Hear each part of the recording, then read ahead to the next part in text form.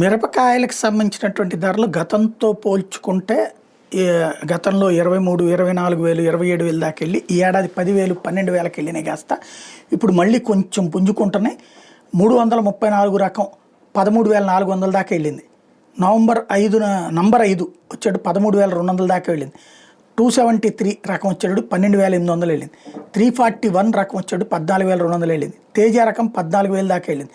Super 10 13,200 దాకా వెళ్ళింది. ఇవి మినిమం 9,500 నుంచి 10,500 దాకా ఉంటే మ్యాక్సిమం ఆ రేంజ్లో పలుకుతున్నాయి. ఎందుకంటే యాడ్ నుంచి Singapore, Malaysia, Sri Lanka, Thailand, China, Indonesia దేశాలకు మిర్చి ఎగుమతులు మళ్ళీ మెరుగుపడ్డాయి. Australia, Germany, Dubai, Muscat, Gulf దేశాలకు కారం పొడి ఎగుమతి బిగినైంది, భారీగా పెరిగింది. మిర్చి ధరలు కొంత తక్కువగా ఉండడంతో విదేశీ వ్యాపారులు కొనుగోళ్లకు మొగ్గు చూపడంతో రేటు పెరిగింది.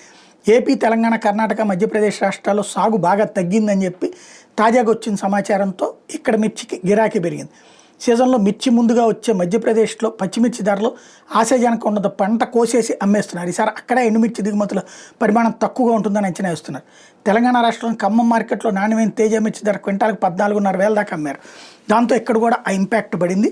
నాణ్యమైన సరుకుంటే వ్యాపారం ధర పెంచి కొనుగోలు చేస్తున్నది స్పష్టమైంది. ఆగస్టులో మిర్చి నాట్లు ముమ్మరం కావాల్సి ఉంటే ఇంతవరకు ఊపందుకోలేదు. విత్తన మార్కెట్, నర్సరీలో సందడి లేకపోవడంతో సాగు విస్తరణ మీద అంచనాకి రాలేకపోతున్నారు. ఆగస్టు నెలాఖరుకు స్పష్టత వస్తే అందుకు తగినటువంటి విధంగా మార్కెట్ ఉండే అవకాశం ఉంది.